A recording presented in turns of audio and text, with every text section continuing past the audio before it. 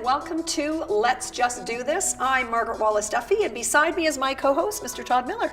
Great to be here. We are matching in purple today, yes, and excited to be here with a guest that we've had many times on Let's Just Do This, and also thrilled to be Skyping someone in today on the show as well. So we need to get started because we have a lot to get covered. So today we're going to be talking about some very interesting research that has been done with regards to your eye health and microcurrent.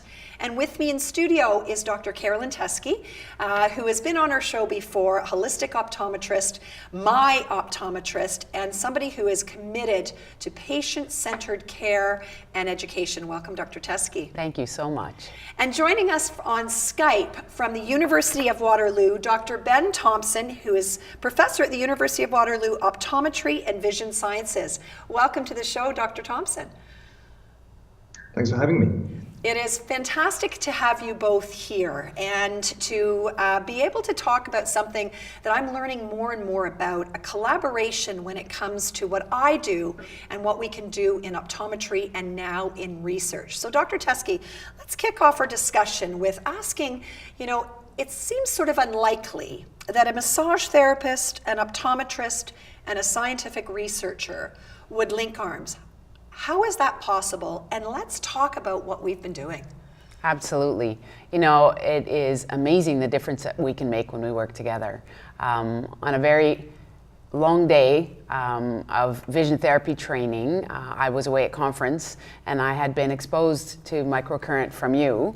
I listened to Dr. Thompson speak about what he was doing in clinic and microcurrent and stimulation of the brain. And I thought, Margaret introduced me to microcurrent and what we're doing in my clinic. So the concept then was to bring research to clinic, which I don't think happens too often. So what an opportunity. Absolutely, and I can remember actually getting that text that weekend with Dr. Teske sending me a message saying, there's a researcher talking about microcurrent and the impact it can have, and immediately I was excited, as you can imagine, Todd, to look at the possibilities. And so, Dr. Thompson, I'm really excited to have you with us. Really to let our listeners and viewers know about this research and what was the goal of the study from your perspective? Absolutely. Well, we've been studying the use of electrical brain stimulation to recover vision for a number of years. And we've had some promising results with single applications of brain stimulation, either through electrical stimulation of the brain or using magnetic stimulation of the brain, which are two of the standard ways of using these techniques.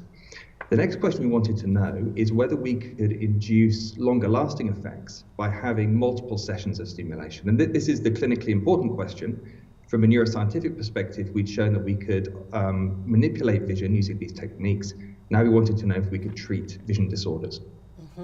Exactly. And that's when, Dr. Teske, your years of experience and thousands of patients came into play when bringing this into clinic. So can you talk, Dr. Thompson, a little bit about what the research entailed? So what did these subjects take part in, and what were you looking for? So in the research, we were using a technique called transcranial random noise stimulation, which is a form of electrical brain stimulation that uses a current that's rapidly changing in its amplitude over a period of time in order to try and mimic the response of neurons within the cortex. And a number of studies had shown that this technique could modulate brain activity, and we were interested to see how it would affect vision in people who have amblyopia, which is a brain-based disorder of vision. So we used the stimulation. We had two groups. Participants were randomly allocated to either receive the real stimulation or a placebo stimulation, where the stimulator was turned on. You can feel sort of a slight itching initially under the electrodes. So we duplicated that, and then we switched the stimulator off out of view of the participants. So the participants didn't know if they'd had the real stimulation or if they'd had the placebo. We made measurements of their visual acuities, their ability to see fine detail, their contrast sensitivity, how much difference between light and dark they need to be able to see. And we did this at distance and also for near measures as well. We did this over a course of 5 days. So they would come in, take a baseline measure, receive the stimulation or the placebo, and then we'd take measures afterwards. And we do that each day over a course of 5 days. We were interested in measuring whether there was a difference between the groups, both in terms of the initial effects of the stimulation, and whether those effects persisted over the course of the week. Mm-hmm. Now, for those of you that don't understand, could you let our viewers know what is amblyopia? So what is the eye condition that you're talking about? Absolutely. So amblyopia is a neurodevelopmental disorder of vision, and it happens when there's a difference between the two eyes during early childhood. So that difference could be the two eyes being misaligned with a squint or a strabismus, or it might be that one eye has a different focusing power to the other.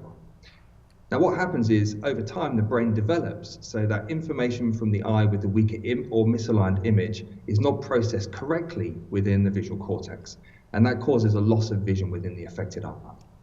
Now in childhood, amblyopia is often treated by covering the good eye and trying to allow the brain to relearn how to use the amblyopic eye. In adulthood, amblyopia is typically considered to be untreatable, and the idea is that the brain has stopped developing and it no longer has the capacity for change to relearn how to use that eye. So from a neuroscientific perspective, these studies are very interesting because it's an insight into what we can do in the adult brain in order to allow it to relearn different functions. And in the study we conducted, all the patients were in adulthood, so traditionally they would be untreatable. Wow, and that's impressive. So really what you're referring to is neuroplasticity and retraining of the brain. So I'm on the edge of my seat, and I know you've got a limited time because you actually have to go and lecture. I want to hear what the results were of this phase of the study. Can you share with us what you have found from applying this microcurrent and what it's meant to the people in the study? Absolutely. Well, we had two findings. So the first finding is that on the first day, the people received the stimulation. In the group that got the real treatment, there were improvements in their visual acuity, so their ability to see fine detail, and their contrast sensitivity that were larger and the placebo group had no change, as we would expect. So we replicated the results we'd seen before. There were improvements in vision. Now, what we found over the course of the 5 days is that effect seemed to diminish, and so the two groups came back together again. So the effect at the moment with the particular paradigm we've been using was transient. We just really see it in the first day. So this is important for us because there's two ways that we could use the stimulation. One is to use it on its own, and the other is to try and combine it with other interventions so that we open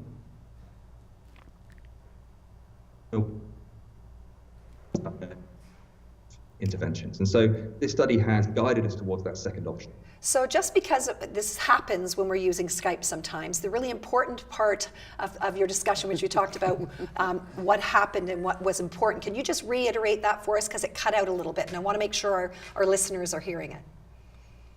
Absolutely. How can you hear me now? Is that still working? Perfect now. Yes, let's try that. Just the last part of it, talking about, what the findings showed you and what the importance of that is. Absolutely.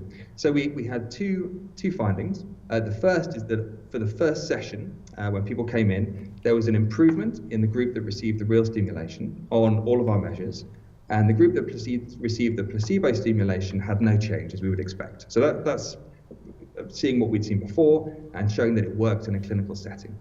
The second thing we found is that over the course of the 5 days, that effect seemed to get smaller. So the brain seemed to adapt to the stimulation, so that after 5 days, there wasn't a difference between the groups anymore. So we see a short-term effect, and simply having multiple sessions didn't extend the length. So there are two ways we could use the stimulation. One is to use the stimulation alone, and the other is to combine the stimulation with other types of rehabilitation techniques. And our results suggests that we need to follow that path of combining the stimulation with other techniques. So the stimulation could open a window of plasticity that we then reinforce with other types of interventions, like, for example, what's called perceptual learning, where we retrain visual functions.